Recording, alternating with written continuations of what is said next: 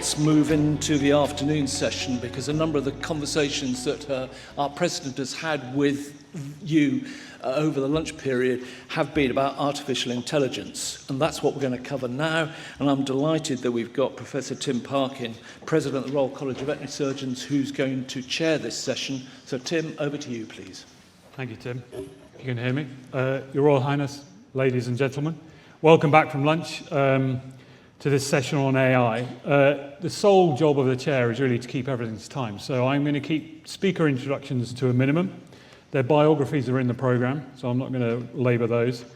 Please do add questions to the Slido, and for those of you online, there's a QR code in the corner. Use the hashtag NEF26 to add questions as the event code to add questions, please. So, without further ado, to business. Let me introduce our first speaker, Dr. Liz Cresswell, Veterinary Lead at Vet Vision AI. Over to you, Liz.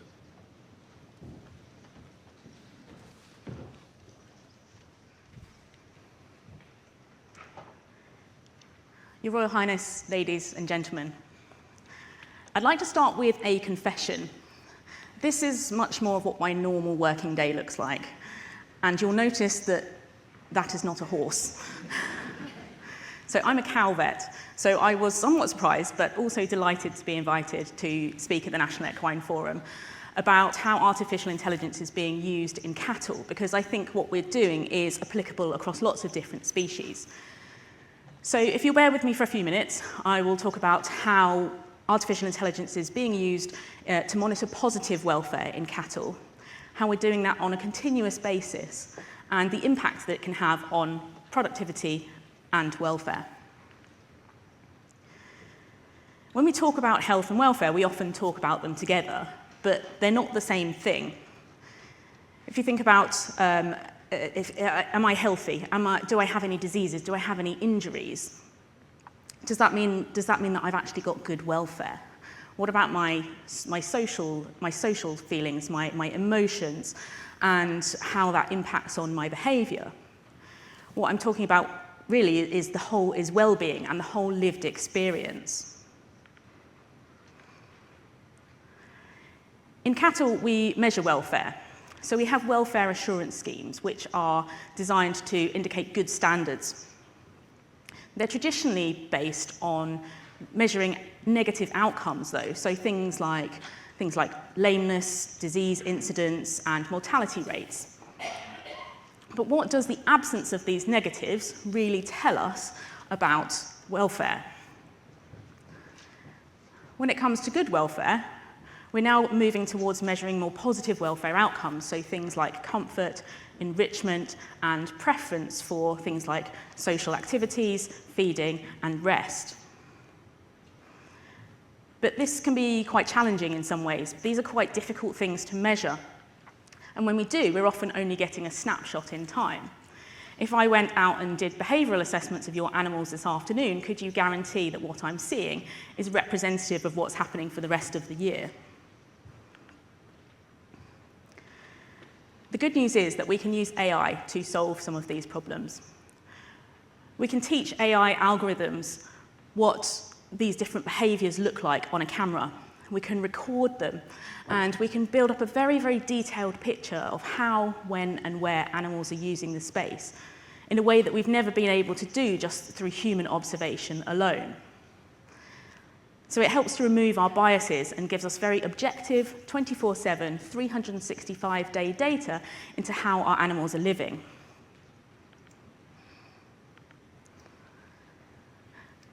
And so we can then build up a very detailed picture of how our animals live. And like I say, these are very, very difficult things to do just based on human observation alone. And these things can create some quite uncomfortable questions, because it challenges our preconceptions about the right way to keep animals and really forces us to listen to what the animals are telling us. This is the time budget for a dairy cow. So we know what the ideal time budget looks like, and it tells us over a 24-hour period how much time each of these behaviours should be being exhibited by these different animals. I wonder how many of you know how many hours a day your horses are lying down. They can be quite difficult things to measure. But we know that meeting the time budget has benefits for productivity and for welfare. So in dairy cows, for every extra hour spent lying down, a cow can produce an extra 1.5 litres of milk per day. Now, obviously, we don't milk horses generally, and thank goodness for that. But these are both performance animals, and we know that getting things like sleep, feeding, and activity right has positive impacts for performance and for results. Even if we take the performance aspect out of it, we all, as vets and as owners and as people working in the industry, want positive welfare, effective states for our animals. And so if we're going to keep animals, then we need to be able to have the social license to do so and to demonstrate that the animals under our care have a life worth living. So if we're measuring positive welfare, then we can manage it and we can demonstrate that they do have that.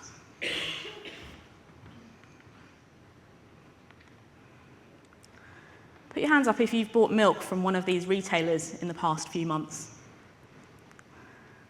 I think that's nearly everybody. If you have done, then you have bought milk from AI-monitored cows.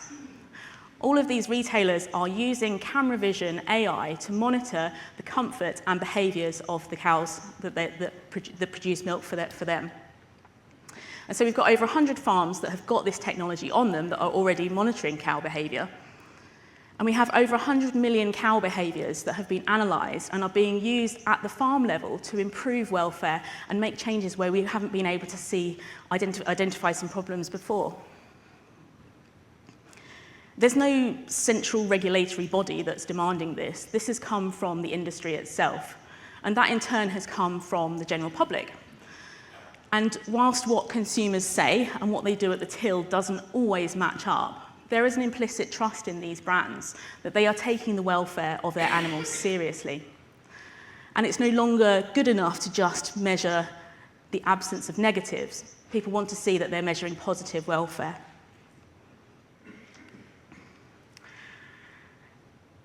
So, yeah, I'd like to thank you for inviting this cow vet along today, and just kind of 3 takeaway messages. First is that we can and that we should measure positive welfare, not just the absence of negative outcomes. We should be doing this on a continuous basis, and we should be making sure that we are seeing what's happening with welfare, not just a snapshot in time, because that could be different under different environmental conditions and at different times of the year. And this is no longer just a nice to have. It's really important for performance, for reputation, and for social license. So AI is allowing us to do these things. It's allowing us to monitor positive welfare and to really unlock very, very powerful insights that are allowing us to improve the welfare of animals worldwide. Thank you.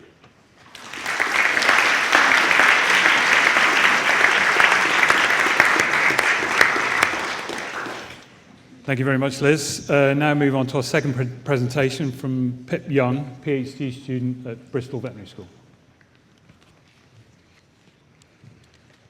Your Royal Highness, ladies and gentlemen, good afternoon, and thank you for having me. It's a pleasure to be here. So my name is Pip Young, and I'm a PhD student at Bristol Vet School, studying cow behaviour and welfare.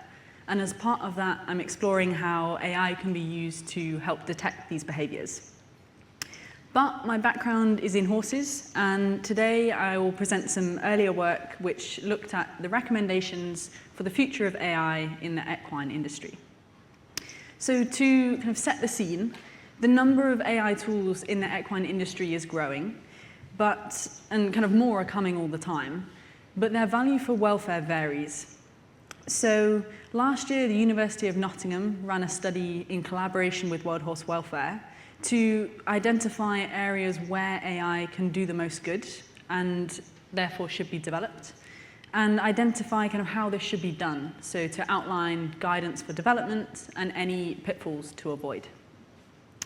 So, to summarize what we did, we recruited 41 stakeholders across a wide range of sectors. So we had owners, vets, coaches, AI companies, members of regulatory bodies, and we brought them together in an in-person workshop where they generated statements on current welfare concerns, priority areas for AI development, barriers and solutions associated with the use of AI, and solutions to some of these barriers and problems.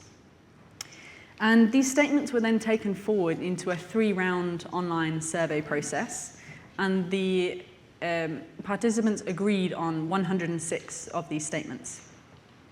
So now I'll report some of the key results, kind of in light of the current scene of AI in the equine industry, and discuss what this means for us as members of the industry.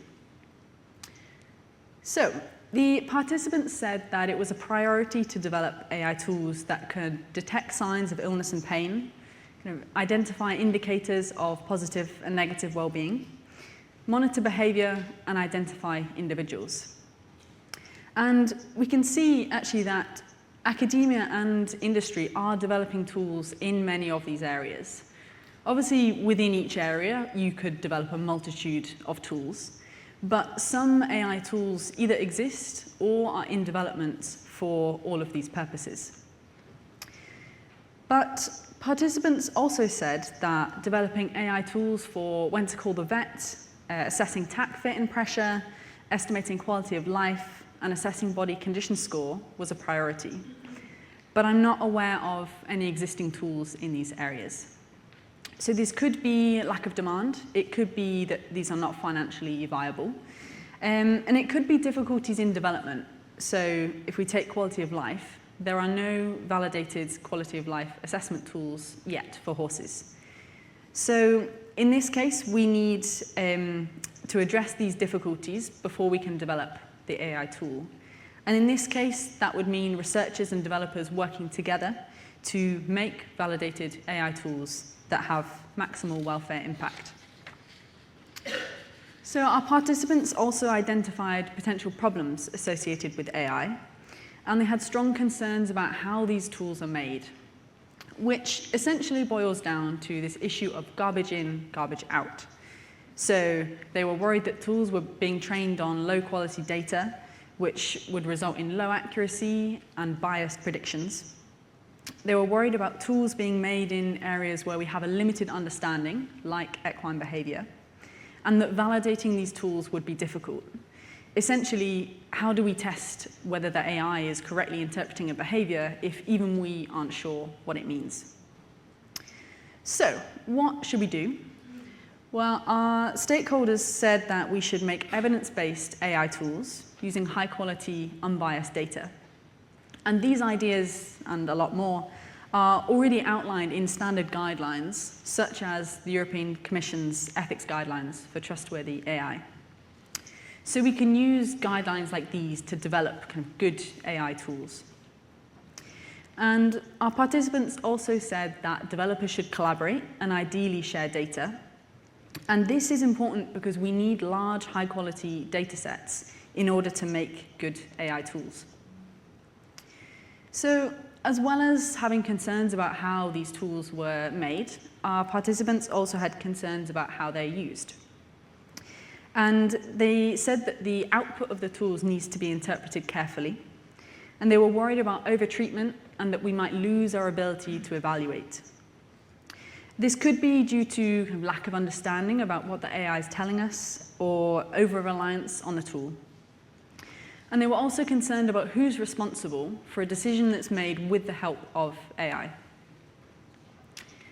So again, what do we do? The stakeholders suggested that users should be empowered to use AI responsibly. And they said that this would look like following best practices when using AI, that we should provide education on how to interpret the output of these tools, and the AI should tell users if it is making a prediction based on limited knowledge. But fundamentally, the experts said that AI should remain a tool to offer supportive evidence. And actually, humans and their experience should remain involved when making a decision or a diagnosis. And it's also been shown that experts are less likely to take an incorrect prediction than non-experts, which suggests that it's important that users continue to learn and kind of build their expertise without the use of AI. And finally, there were concerns about social responsibility. So our experts were concerned about the environmental impact of AI. They were concerned about aspects of data handling, so sharing of personal data, lack of anonymity, and possibility of unethical data collection. They were also worried about a lack of transparency. So this would be companies either not being able to or not kind of sharing how their tool comes to the decisions it does. So to combat this, the stakeholders agreed that AI tools should be subject to legislation and certification.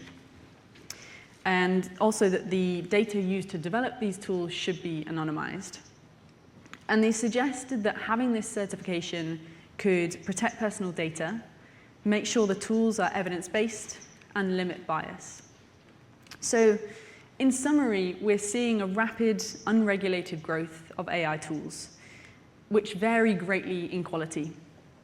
And if we want to provide the greatest benefit for equine welfare, all areas of the industry need to work together.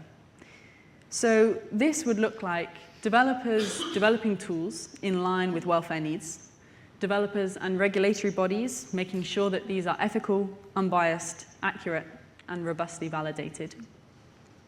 It would mean researchers kind of filling in knowledge gaps where they're needed and possibly working with developers.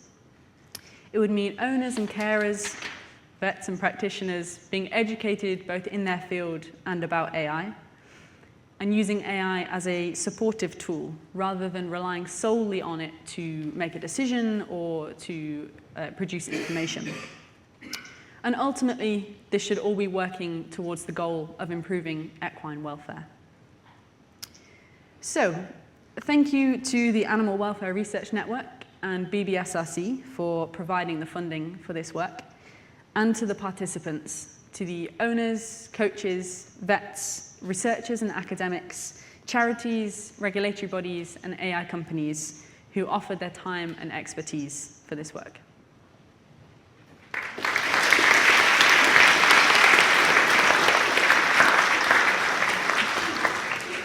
Thank you, Pip.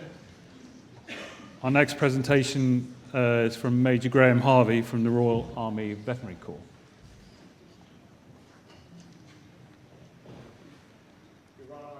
Ladies and gentlemen, good afternoon. I'm Major Graham Harvey. I'm a serving veterinary officer with the Royal Army Veterinary Corps, and I work for JHubMed, which is an innovation hub of the Defence Medical Services, largely human-focused, but since I've been there, somewhat more veterinary-focused.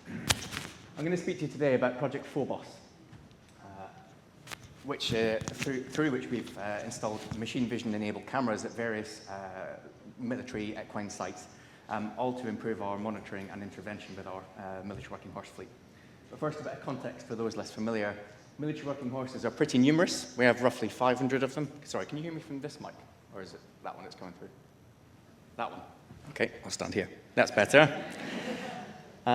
They are primarily in London District, so at multiple sites, but principally with the Household Cavalry Mounted Regiment and the King's Troop Royal Horse Artillery, as well as some other satellite locations like the Defence Animal Training Regiment. They do ceremonial operations, and they are effectively the political projection and defence engagement arm of London District, the only MOD workforce that is deployed year-round. Now, I appreciate the audience will be familiar with some of the problems of horses, specifically in the stable. They are, of course, prone to gastrointestinal disease, of note colic, your cellulitis, your subcutaneous inflammation, plus or minus infection. You're becoming cast or stuck, or indeed just the general injuries that horses seem to subject themselves to when they're in a stable. And with all of that in mind, the so what is that high risk of injury requires a high level of monitoring. The problem with monitoring, of course, in our case and in every case, is that it is quite expensive, not just because of numbers, but it's also the workforce hours involved. It's infrequent. Ideally, we would be monitoring horses 24/7. That's just not possible with a human eye. It's manual, so it requires the physical presence of personnel at the various sites and in front of every single horse. And it's limited by the knowledge, the skills, and the experience of the observer. I'd love it if every single person had a degree in veterinary medicine and equine behaviour. Sadly, that's just not feasible. And of course, it doesn't capture data trends that we can use to assess any welfare improvements. And lastly, and perhaps most importantly, that of the Hawthorne effect. Horses are a prey species, and the direct observation of them changes their behaviour. And that is what can lead us to missing not just the subclinical, but the clinical levels of disease. Hence, Project Phobos. So we answer 3 questions in my organisation when we're considering a project. The first is it desirable? And there are a host of reasons why we would like to embark on a project like this. The first is that we'd like earlier veterinary intervention. We want to know about those diseases and subclinical cases as early as we possibly can, because we know that when you engage early, you can treat them much faster. Second of all, we want to be more data-driven, and we want to be more time efficient and try to reduce our reliance on those routine checks that have their pros and cons. And we also want to deal with some of the geographical constraints of a stretched veterinary workforce across the London district that needs to be able to respond to the right horse at the right time. And lastly, we see this as a massive presentational opportunity. We have a population of horses that is quite unique, not just in number, but of the fact that once you get over our initial security considerations, we have the ability to share that data beyond what your typical performance yard might be able to do. And as a result, I'd like to combat some of the negative press in the news over the last couple of years with military horses with something that we can genuinely contribute towards the advancement of health and welfare for the wider equine herd. That's the desirability. We also need to know, is it feasible? Or can we do it? And there are 3 areas that we're seeking to achieve with Phobos. We're starting to do basic monitoring. So that is data capture, that is the horse there, is it not there? Is it standing, is it lying down, is it eating, is it defecating, is it drinking, is it urinating? And then any concerning behaviours that we can capture beyond those things. That's just the basic data capture. Beyond that, we want to start looking at data trends. So when you can start capturing that data over time, you can start seeing whether your management adjustments have been positive or negative.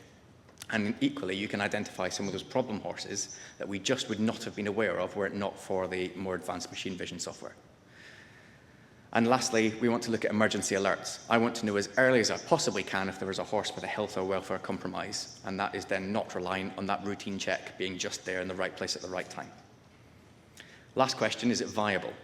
Now, purely on a financial angle, we can appreciate that the cost of procuring a horse, of training it up, of vetting it, of getting its forage and its infrastructure all correct is pretty, not insurmountable. And as it turns out, you don't need to detect that many conditions that would have otherwise had those horses leave service early and had to get rehomed before you break even on the cost of our pilot project. So even financials aside, forget the fact we are, of course, doing something that might end up saving defence money. We would have done this on the strength of the desirability alone. Now I've given you that context, let me show you some of the initial data that we're capturing. And a couple of caveats up front. It is only in the last few weeks and months that we've started to get to grips with what we can actually do with the software and deal with some of the teething troubles of having installed it at various military sites. As you might imagine, the things that we have come up against as frictions have not perhaps been the ones that we were expecting to from the outset, things like Wi-Fi access. Here is a typical 24-hour period of a behaviour timeline of a horse. And you can see just with this early stage data, so right now we are reliably getting the lying down, both in sternal and lateral recumbency, the standing up and the eating through that 24-hour period, plus a few other bits and pieces that are going to be coming online quite soon. And if you look at that then across another way of seeing this graph, this is what good looks like for a typical horse in a stable. So you've got pretty steady foraging throughout the day, so that you're trying to reduce that colic risk. You're getting decent deep rest, and by deep rest I mean we infer that from getting lateral recumbency sleep overnight. And again, we weren't even understanding the difference between that before we were starting to capture this data. So a reasonable amount of rest over that 24-hour period. If you then start to compare that with some of our other insights, you can notice this area here is roughly a 6-hour period where a horse has not been eating. And when you review that footage, you realise just with a simple management change, we can reduce that colic risk substantially. Again, wouldn't have had that data insight without this software. Here's another example. If you look to the top right, you'll notice the rest and the standing. And on the face of it, you sort of look twice and go, has that horse lain down and slept in the last 24 hours? And you look back at the footage and you realise, no, it hasn't. And that definitely warrants a veterinary intervention. So we're able to start addressing that now. Now, of course, that's on an individual over a 24-hour basis. We can start to look across longer time horizons. So this is the daily time budget of a horse in the roughly week leading up to a veterinary intervention. And I believe in this case it was medicating coffin joints and starting the horse on bute. And then the days that follow, the horse starts to get deep rest over the preceding days. That's the individual level. When we start bringing these data insights together, we can do even more exciting things. So I'll show you the first off here. And I'll start with the usual caveats that we are low on numbers and we're, as I say, at the early stages of understanding this data. But if you look at the pink and purple, those are our younger horses, the 3 to 4-year-olds and the 5 to 6-year-olds. And that is graphed against the lying lateral recumbency times. So we are inferring, it seems to us, at least in our management case, that younger horses lay down more than old horses and they get more deep rest. Similar graph, again based on lying lateral recumbency times. And this time you can see with the pink and green lines where we're actually talking about the actual bedding that those horses are on. It does seem that straw and wood chip is better in terms of horses getting deep rest. We are of course doing that at the collective level on this graph, but the follow-up to this naturally becomes we can do this at an individual horse level. We can look back over numbers of weeks and see on which bedding type did that horse get the deepest rest. And if we're talking about performance animals that we need to recover as much as they possibly can do, why would we not start to optimize the various husbandry requirements for those horses to maximize that? With that, I will pass on to Dr. Freeman, who has been instrumental in both our adoption and our early understanding of this. And I hope I've teed up the software for her genuinely more fascinating insights that she's going to share with you.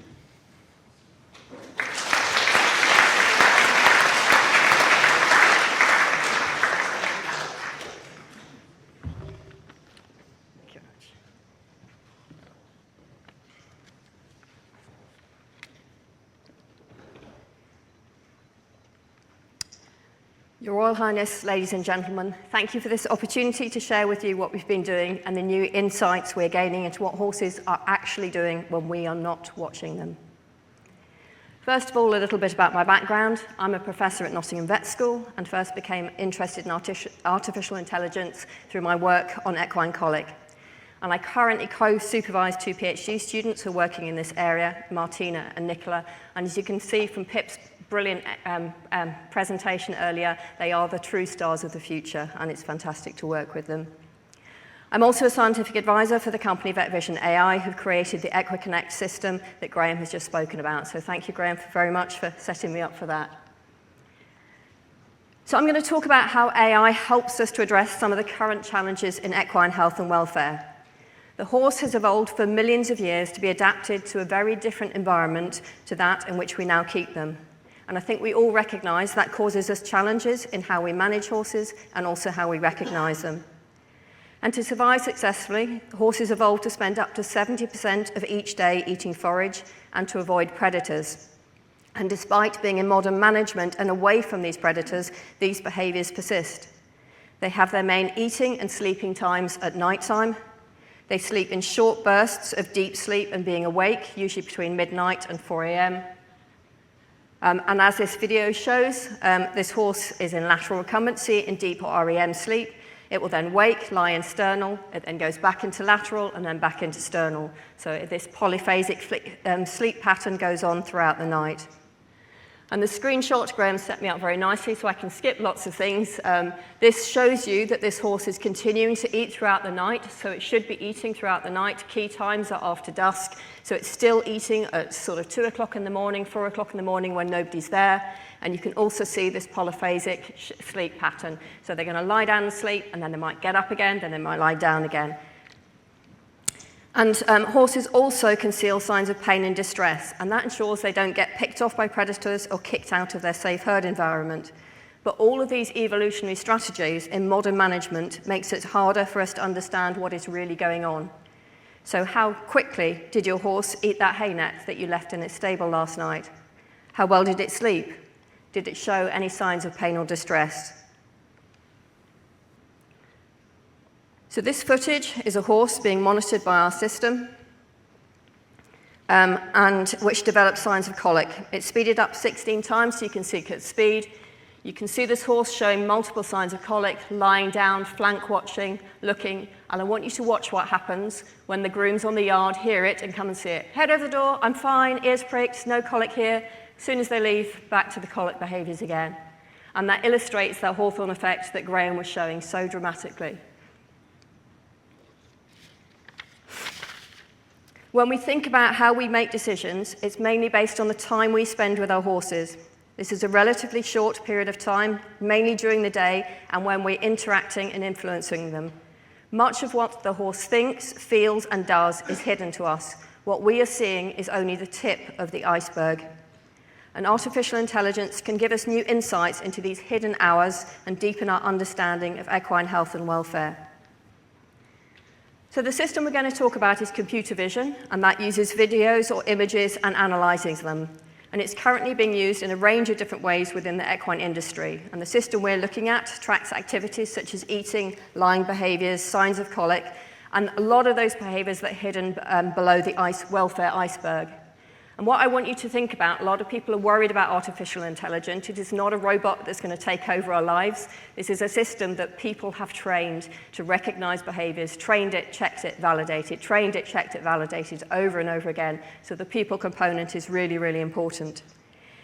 And why it's really exciting for us, it can help us understand what normal behavior actually is, see what the 24-hour activity patterns are, and see how they vary between individuals. We can understand the impacts of diseases or interventions, and we can learn what we can do better to care for our horses. So let's go back to this 24-hour screenshot for an individual horse. The computer vision system captures and analyzes an image per second.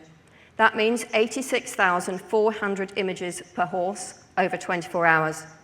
The King's Troop setup is currently monitoring around 90 horses, can do more, and we have other systems also going at the same time. But around 90 horses, that means analysing over 7 million images every 24 hours. And you can also view each dashboard with 30 days of analysis, tracking changes over time. And in case you're wondering, that's around 230 million images. Each one of these images is analysed using the same algorithms which have been trained on multiple horses, different yards, manually checked and validated. And this enables us to capture large amounts of data in a similar, repeatable manner. And this is just not possible using human observations. So now we get insights into the 24-hour activity of horses. There are some key things we're seeing and able to help with. So Graham mentioned this case. This is a horse that has low or no sleep. He has chronic sleep deprivation. He rarely, if ever, lay down, resulting in these mini collapse episodes you'll be seeing on this loop. We've been working with his yard to make him monitor changes to his stable environments and neighbours to make him more confident to lie down and to sleep. And yesterday, Jess put him on straw bed, and we can confirm that he prefers straw to shavings.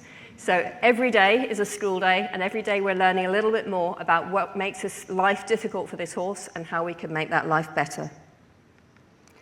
We're also able to identify horses which have short eating times, and then we can trial interventions to see if they make a difference. This data is from a competition yard where standard or trickle nets are used. You can see that the trickle net horses have longer eating times, but also less variation compared to the hay net horses. And this could be particularly impactful for horses which are prone to ulcers or colic. But not every horse needs or likes a trickle net. We have some that won't eat with them, and finding the right solution for each individual horse is really important. I'm now going to give an example of how we use computer vision to identify and address an issue.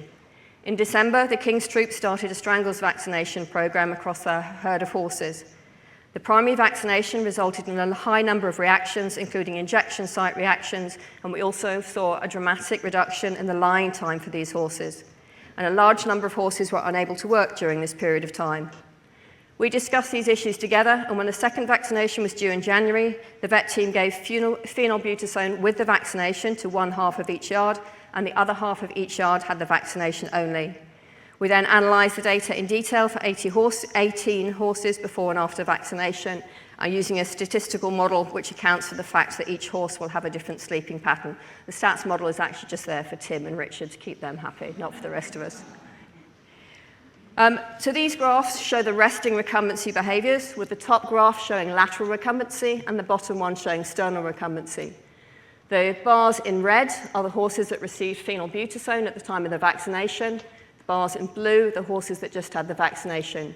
You can see the date along the bottom here. We originally did this for 5 days and then had to extend it because we realised that the horses were not actually back to normal 5 days post-vaccination in the blue group. And then this red dotted line is the date of vaccination. So you can see very clearly that the phenylbutazone improved the lying times, so minimal effect on lying times and sternal recumbency and a much shorter effect on terms of lateral recumbency.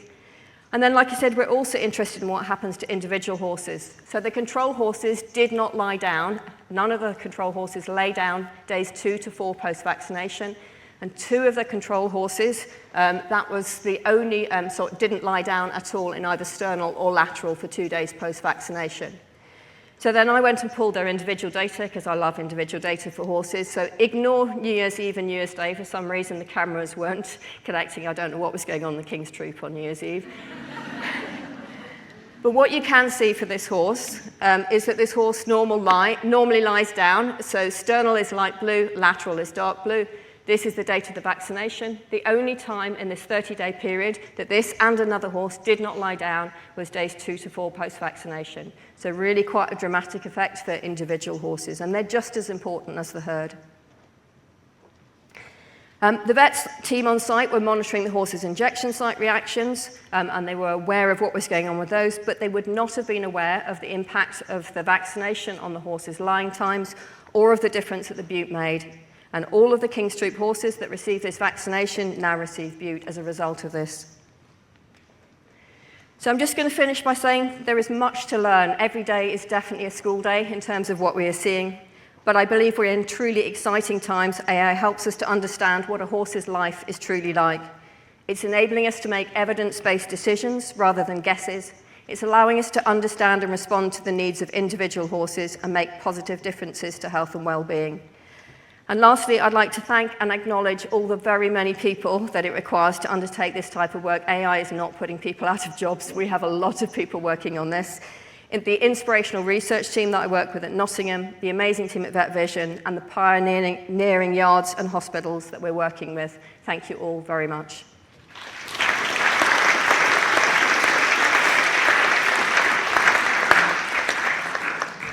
Sarah, come back. Sarah, come back. Thank you very much, everyone. While I invite the speakers to the stage, make sure you sit in the right place. Any questions from the audience before I move to Slido? There are a number of questions in the Slido. If you want to go first, please. Ian Heaton from Thank you. Ian Heaton from Blue Cross. That was very interesting, incredibly interesting from all of you. Wonderful talks. But 2 parts really to my question. One, to ask, we've had a few references there to normal for a horse and good for a horse. Obviously, those are horses who are stabled for a high percentage of the time, and ideally they would be out in pasture a lot more, and that is where ideally we want horses to be. So I wondered if there are any studies going on to try and use AI to track horses more in fields. And the second part of my question really is, do the panel see a risk that actually when we have tools like this, which can monitor all the time, you may end up with owners, particularly of expensive horses, being more prone to keep their horses in all the time so they can just monitor them all the time? Sarah, do you want to go first? This on, yeah. We're definitely interested in monitoring pastured horses, but the stabled horse is much easier to manage at the moment, so that is kind of our next step. The challenge with pastured horses is the trees that people put in fields, the lack of a power supply, so you can have mobile units, so we would love to do that. From my colic background, I'm a huge advocate of horses living out, so that is definitely something we do in the future, and I've forgotten the second part of your question.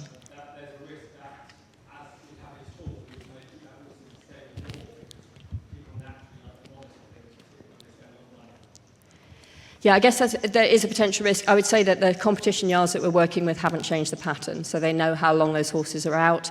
And we've only got very small numbers, but we've also got a couple of horses where they sleep better if they're out more and things as well. So I think we will also find more benefits to that. So I certainly don't want them in stables more.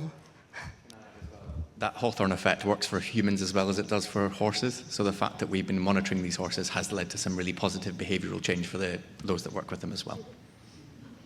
I think you make a good point. One of the concerns I might have about this is that you end up with owners who are potentially overly sensitive, never getting a night's sleep, because they're obviously always concerned about every movement their horse makes, but we have discussed that before, haven't we? Question from Slido. So of all the potential AI tools that are going to come out there, how do we ensure that we better identify those that are genuinely validated and actually aren't just the equivalent of Google Doc. Do you want to start? Yeah, I think it's really, really important that we are looking for tools and asking those questions of the companies that are producing these tools, and looking to use tools that are research-backed and that do have validation behind them. It's been interesting in some of the welfare assurance schemes to see that there's been a move towards accepting these tools as part of welfare assurance, but only tools that do have that evidence, peer-reviewed evidence behind them, and that do have validation with real people in the real world as well. Anyone else want to comment? I work across government on a number of different AI initiatives as well, and one of the core precepts is that it's only ever as good as the training data set that supports it. And the problem, of course, is in our way of working that this is all very novel and the training data set doesn't tend to exist up front. It's very hard to say what standard we're trying to have a company adopt while also not saying that there is an actual standard to follow. There are some general rules that we can sort of go for, but I think it comes down to, at individual company level, if they can evidence what the training data set is like and you can get as much peer-reviewed evidence as possible, that's where you have that degree of trust. And remember that the threshold at which I'm starting to trust something is not a perfect system, it just needs to be 1% better than what the current system is right now. I would just say that we also need the skeptics. So my last slide had a ginger vet on a rocket, which is supposed to be me, blasting off with AI in random abandon. But you need everybody else. You need the people in the control room telling you what you should be doing in what direction and to calm down. And you also need the people on the ground going, oh, are you really sure you want to do that? And so all of those voices, I think, are really, really important in terms of the AI journey. The people that are skeptical, the people who are cautious, and the people who are adventurous. And having all of those people will make sure we go in the right direction. Thank you. Any questions from the audience? You can add questions to Slido as well if you're unsure of your own voice. Okay. Oh, yes. Here we go. Thanks. Really interesting presentations. Sarah, you showed really nicely the effect of putting those horses post-vaccination on bute. And often we see horses that they might be a little bit stiff or a little bit lame, and we use bute trials to sort of assess improvement in lameness to decide, do we need to intervene and treat? Do you think that would be a useful thing to look at, is to put a horse on bute and assess its resting time? Yeah, I was actually working on a lame population when they decided to strangle vaccination. Yes, I definitely think so. And Graham had the data for one of the cases. Lateral lying looks like it's going to be, and the things we're looking at looks like it's going to be really sensitive in terms of welfare, that feeling safe enough to lie down in those positions. So yeah, we've got a few horses that we're tracking. They're just early, so we haven't got robust data yet to share. And is there any risk of unintended consequences? Are non-steroidals a good idea after vaccination in terms of the vaccine response? My doctors don't advise me to take such medication if I am having vaccines. Yes, so I had a look at the human evidence. So the human evidence is that if you use non-steroidals, it does reduce your immune response, but the systematic reviews say that's not clinically significant in terms of the disease. There is one study that I managed to find in horses, which is flunixin after tetanus vaccination, which was published many years ago without any data. That's the only thing I found. Just say we are talking to Intervac, and we're having discussions around that. They had a lot of vaccination problems in this population of horses. It was really, really disruptive. You know, a drop of 2 hours of sleep, multiple injection site reactions. So the lesser harm for us is doing that. But we do want to do the next thing and see actually what that does to their immune reaction. Thank you. Any other? Yes, here we go. David.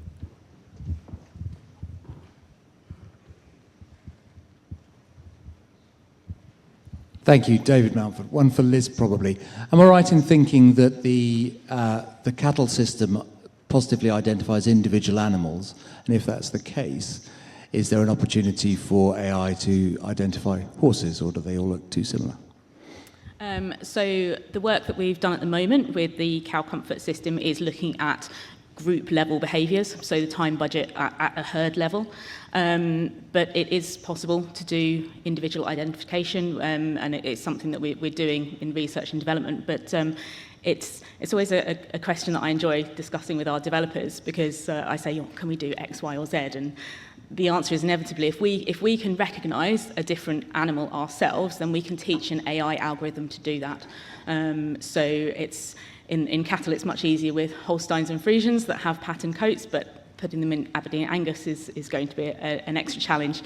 But yeah, the short answer is that yes, we can start to identify individual animals using AI. We've been really keen to do that as well, of course. The more quality that we can get at the individual level, the better. We have made it incredibly hard for ourselves by being an organisation that naturally selects the closest looking resembling horses it possibly can. They're very similar size and brown or black. So there are AI tools already that can identify individual horses using kind of iris patterns. So it can be done. Obviously, it's on a slightly different scale, but it does exist, and it exists in horses already. Okay. Last question about, at the moment you talk about, we'd go back to the question about what is normal for a population of horses, and actually trying to understand, okay, where an individual horse deviates from normal across the population, but actually also, can the AI models, tools, identify when an individual horse deviates from what its own normal is, recognizing that there's quite a lot of heterogeneity in the behaviour of all horses that we deal with? Yeah, we're doing that. Well, what's the answer? You don't get away with that. No, yeah, you can train it. We're particularly interested in that in terms of Jess is looking at me, I'm not going to do too much, in terms of the colic behaviours, because the horses are very different in terms of their line pattern, their activity patterns, who paws for supper, who flank watches, who walks around the box and things as well. So that, in particular, we do need to be and are doing that for individual horses. We've got that as a live example across the 2 sites that we've installed thus far, so that we are on an individual level doing all those trends at the King's Troop, but where we've installed the cameras at the King's Lifeguards, those are horses that are in those stables for a couple of days and then they move around to different sites again, in which case we don't have the ability to look back over a long period of time at the individual horse level. However, that is still useful to us to have that couple of days of data, because when I come back to those emergency alerts, it's the colic watching, it's those other bits and pieces that we're able to look back for. So it doesn't need to be the whole system that gives us the value. And yeah, we've got both of those things running concurrently. I think Jess described some of the horses in one of your yards as there was a party animal and there was a laid-back sleeper.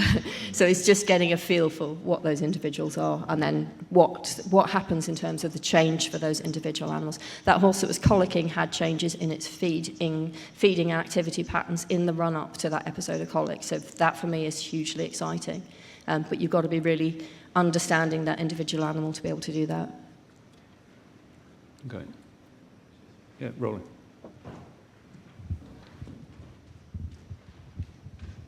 Just want to make it run. Thank you very much, Tim. Pip, I was really fascinated by your reference to legislation. Legislation has trouble keeping up with things in the 19th century and the 20th century. Is it really realistic to have legislation here to help control and develop AI? Yeah, I think it's a good point, and it's something that participants raised at the workshop. As you say, people said, this is an area that's evolving so quickly. Maybe legislation is not the right way, so maybe we could have codes of best practice or some kind of certification so that, as we've suggested, people have an understanding that the tool that I'm using is validated to some extent.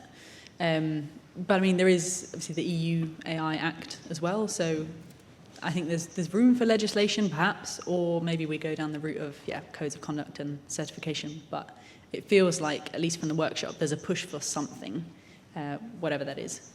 I think we are starting to see some of that as well. So the British Veterinary Association have recently run a working group on the use of AI in veterinary practice and have produced some recommendations for vets. And like I said, also we're seeing this coming into welfare assurance schemes where companies are saying that, yes, we would like these tools to be used, but we need to see a certain amount of evidence behind them. So I think that's also coming from the industry itself. I think one of the things certainly we've been talking about at the Royal College is if AI gets into veterinary practice, then where does the responsibility lie? And actually putting a code of practice around this so that actually vets using AI for whatever they may want to use it for. There is going to be thousands of things come out of the woodwork, I'm sure. Have done as much due diligence as possible to ensure that when they are using a tool, as they would any other tool, then they've done the due diligence to know that that's doing what they think it should be doing. Any other questions from the audience? I'm going to pivot a little bit away from colic and behaviour and stable to a couple of questions that talk about how we might be able to use AI, linking back to the pre-purchase exam sort of session this morning, how we might be able to use AI in getting better at being more consistent over lameness detection. Does anyone want to tackle that? Not me. I think it's really useful to do it, but very similar to what some of the other speakers do. It needs, again, that human interpretation. So the apps and the stuff that have been developed, I find it really useful. I will look at a lame horse and then I will check whether the app, what the app says, but I will also consider my clinical perspective. And the app's going to only do so much. So if you're trotting a horse up and down and it's throwing its head up and down and it's going on a circle or it's on an uneven surface, all of those are going to change things. So it's a really useful tool. I just double check everything. The reason there's only 18 horses on the sleep stuff is because I looked at all their sleep patterns. So I'm still checking things. For those perhaps less familiar on the AI training data side of things, one of the things that I think Pip alluded to a bit, garbage in, garbage out. At the very basic level, you train an AI to say, this is a horse, this is not a horse. Then you get to level 2 where you're saying, this is a horse standing, lying down, etc. When you get to that sort of level 6 or 7 and you're saying, this is a lame horse, or this is a 4/10 lame horse and it's lame right hind, you're relying on ever increasing levels of detail about what that training data is, because that training data needs to say, categorically, this horse is X, Y, and Z. And I have to look around the equine vets in the room and say, if we all looked at one horse, and we'd get 50 opinions of what that lameness level was. So you can see very quickly it's not really the AI's fault to not necessarily agree when neither the clinicians can in the first place. It's much easier to say that horse is definitely lying down on its side than it is to say it's 4/10 lame in the coffin joint on its left hind. Yeah. Okay. The question at the back.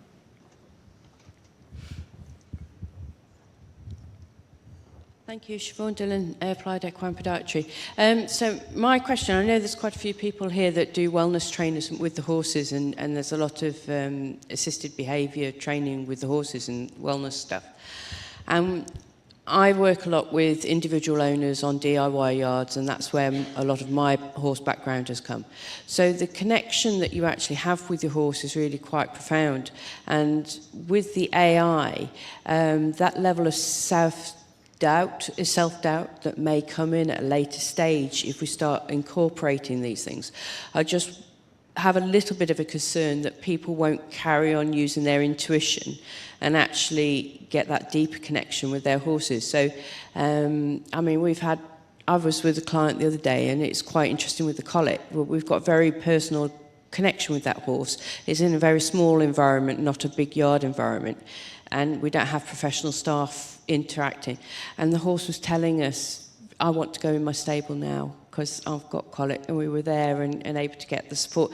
So I think different environments, so it's going to be interesting, but making sure that that personal connection and that intuition stays in part of that development with the horse and our human interaction with that horse, and we keep that natural sort of non-digital aspect to keeping animals is going to be an important aspect with all of this.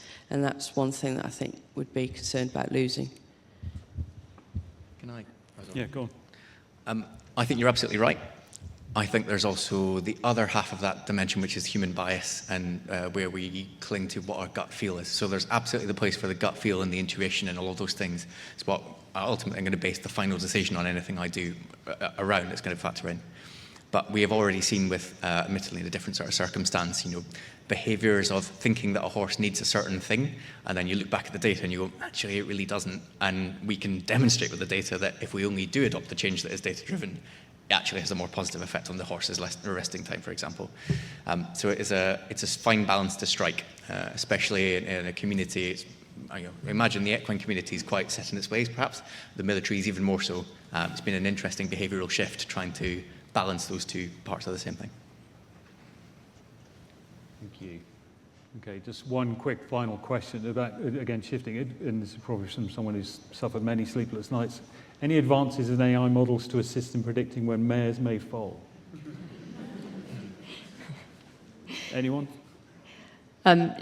We haven't worked on this. I suspect it will be around sort of colicking stuff. From somebody that spent a lot of time watching when my mare foaled, we didn't have this system. I spent a lot of time watching her real time. I knew when she was going to fold 12 hours before she was going to fold because I had watched her eating, sleeping behaviours obsessively for about a month. So I think we will see, we almost certainly will see changes in behaviour. I think it goes back to what I was saying about if we can see it and we can detect it ourselves, then we can teach AI algorithms to do it. And if we have a big enough data set, we can probably teach it to see things that we can't as well. And the more data we collect, it may be very subtle changes. It might just be, for her, it was just a bit more restless, not eating as much as she would do normally. Tiny, that's what it does, enables you to do, see those subtle changes, and then interpret them with your human perspective. Thank you very much. I think one of the clear advantages of AI is also the fact that it's going to present quite a lot of efficiency to everything we do, and that clearly rubs off on our speakers and everyone today because they've all kept perfectly to time. So thank you very much to everyone. Please join me in thanking.